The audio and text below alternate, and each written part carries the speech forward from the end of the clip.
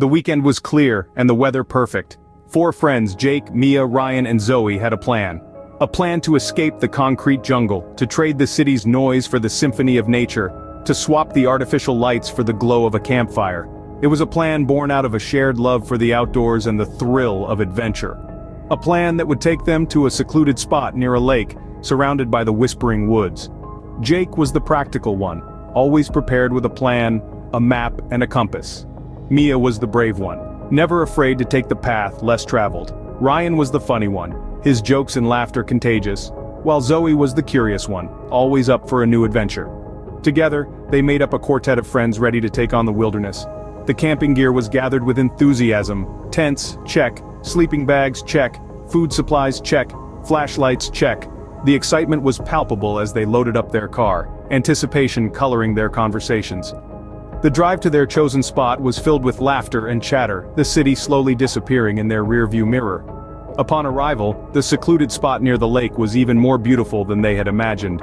The emerald canopy of the trees, the serene waters of the lake, the peaceful silence, it was all perfect.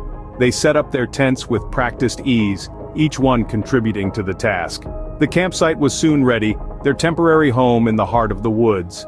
As the sun began to dip, painting the sky with hues of orange and pink, they lit a fire. The flames danced merrily, casting a warm glow on their faces. The air was filled with the aroma of roasting marshmallows, a sweet counterpoint to the earthy scent of the woods. Stories were shared, jokes were told, secrets were whispered. Their laughter echoed through the night, a testament to their camaraderie. With their camp set, they settled around the fire, their laughter echoing in the night. The fun was cut short when a strange noise sliced through their laughter. The sound was an eerie blend of a low growl and a crisp snap, an echo that seemed to reverberate through the dense woodland.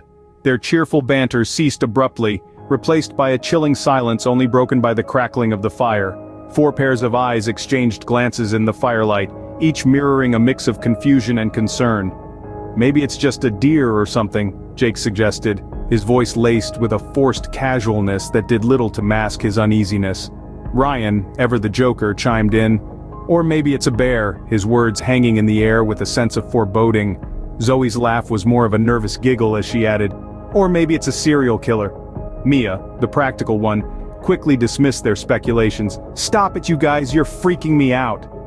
Trying to shake off their unease, they decided to dismiss the noise as a harmless product of the wilderness and crawl into their tents for the night. The rustling of sleeping bags and the zipping of tent doors were muffled under the persistent sound of their own heartbeats. As they lay in their tents, the noise seemed to grow louder, closer, as if something was moving through the trees, snapping branches and stirring the leaves. The once soothing nocturnal symphony of the woods now sounded like a sinister soundtrack to an unseen horror. An unsettling growl, this time right outside their tents, punctuated the eerie silence. The sudden jolt that followed sent their hearts racing as their tents shook and collapsed. Panic surged through them, their hands fumbling for flashlights, their minds scrambling to make sense of the chaos. They emerged from their collapsed shelters, flashlights casting long, trembling shadows around them. Their laughter, their camaraderie, their sense of adventure, all replaced by a palpable tension as the noise grew closer. Something was out there in the darkness, something that was turning their fun camping trip into a nightmare. Their laughter was replaced by a palpable tension as the noise grew closer. Suddenly their tents shook violently, their hearts pounded in sync with the terrifying growls outside. The once serene campsite turned into a stage of horror. The four friends, Jake, Mia, Ryan, and Zoe, found themselves in a real-life nightmare, their dreams of a peaceful retreat shattered by the monstrous intruder. Their flashlights darted around in the darkness, revealing glimpses of a creature beyond their wildest fears. A beast, larger than a wolf, with glowing red eyes that seemed to burn in the night and sharp teeth that glistened menacingly. It lunged at them with an unearthly snarl, claws slashing through the thin fabric of their tents. The sharpness of its fangs felt all too real against their flesh. The friends fought back with everything they had. Torn between fear and the instinct to survive, they tried to ward off the beast, their flashlights becoming makeshift weapons in their trembling hands. But the creature was too fast, too strong. It was a predator in its element, and they were the prey. Jake was the first to fall, his brave attempts to protect his friends ending in a swift, merciless attack. The creature tore through him as if he were made of paper, his screams echoing in the cold night air. Mia was next, her terrified cries cut short as the beast lunged at her. Ryan tried to run, but the creature was faster, bringing him down with a brutal swipe of its claws. And finally, Zoe, her desperate pleas for mercy, answered with a swift, fatal strike. One by one they fell, their screams echoing in the once peaceful night. The friends who had set out for a weekend of fun and relaxation were no more, their lives snuffed out by a creature of the night. The campsite was left in chaos, a stark reminder of the horror that had unfolded. The beast disappeared back into the woods, its hunger sated for now, leaving behind a chilling silence broken only by the rustling of leaves in the wind.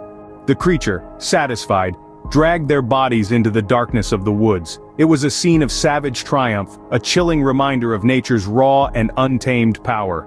The night was alive with the sounds of the feast, the grim symphony of crunching bones and tearing flesh echoed through the once peaceful forest, a horrifying testament to the creature's might. The once lively campsite was now a grotesque tableau of horror. Tents lay crumpled on the ground, torn asunder by the creature's attack.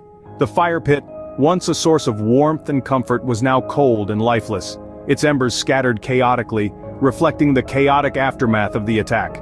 The creature, with its glowing red eyes, sat in the heart of this destruction, feasting. The moonlight bathed it in an eerie glow, casting long, monstrous shadows that danced and flickered among the trees.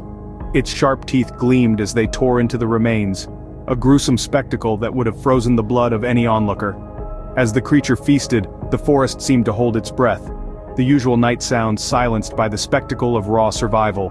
The air was thick with the scent of blood and fear, a grim perfume that clung to the trees and the ground, seeping into the very fabric of the woods. Eventually, the creature, now satiated, retreated into the darkness. It disappeared among the trees, leaving behind a campsite that bore the scars of its visit. The silence that followed its departure was deafening, a heavy blanket of dread that seemed to amplify the chilling scene.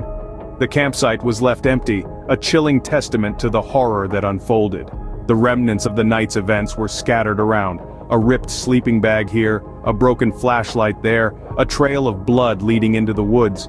It was a scene of devastation, a grim reminder of the terrible power of the creature, and a stark warning to any who dared to venture into these woods. The campsite was left empty, a chilling testament to the horror that unfolded. The creature had been sated, but for how long? We're left to ponder, the echoes of the night's terror still resounding in our ears. The once tranquil woods, now tainted with the horrifying memories of the night, lay silent, hiding a gruesome secret. The creature, a monstrous entity of the night, had retreated into the dark depths of the forest. It had feasted, gorged on the unsuspecting campers who'd ventured into its territory, oblivious to the lurking danger. The woods, once a refuge from the chaos of city life, had turned into a macabre hunting ground. What was this creature? Was it a lone predator, a product of evolution gone awry, or a ghastly manifestation of the wood's darkest secrets? We may never know. But what is certain is that the creature's hunger had been momentarily quelled. It lurked in the shadows, digesting its gruesome meal, its red eyes glowing ominously in the dark. But such a creature, driven by primal instincts, would not remain sated for long. The time would come when the pangs of hunger would claw at its belly again, driving it out of its lair in search of fresh prey. The woods, its hunting ground, would once again echo with the sounds of snapping branches, rustling leaves, and the low growl of the beast on the prowl. And what of the campers who would venture into the woods drawn by its serene beauty and the promise of adventure? Would they too become prey, their laughter and camaraderie replaced by screams of terror, their dreams of a fun camping trip turned into a nightmarish reality? The woods, once a symbol of peace and tranquility, now held a chilling secret. A monstrous creature lurked in its depths, its hunger never truly satisfied. The once merry campsite was now a grim reminder of the horror that had unfolded, a testament to the wood's dark secret. It would return, its hunger never truly satisfied, and the woods, once a place of laughter and camaraderie, now held a chilling secret.